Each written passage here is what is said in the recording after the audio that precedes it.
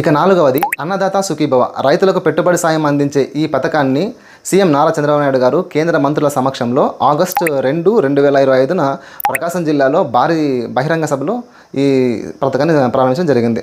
కేంద్రం ఇచ్చే 6,000కు అదనంగా రాష్ట్ర ప్రభుత్వం తన వాటా కింద 14,000 రూపాయలను కలుపుతూ దీనికోసం రాష్ట్ర ప్రభుత్వం ఏటా సుమారు 4,500 కోట్లు కేటాయింపులు చేస్తోంది. తొలి విడత కింద 46.85 లక్షల మంది రైతుల ఖాతాల్లో రాష్ట్ర ప్రభుత్వం 2,343 కోట్లు, అలాగే కేంద్ర ప్రభుత్వం 832 కోట్లు నేరుగా లబ్ధిదారుల ఖాతాల్లోకి జమ చేయడం జరిగింది.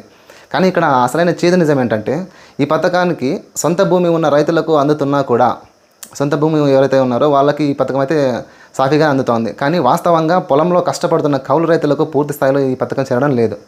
భూ యజమాని సంతకంతో కూడిన CCRC కార్డులు ఉంటేనే ఈ పథకం వర్తిస్తుంది.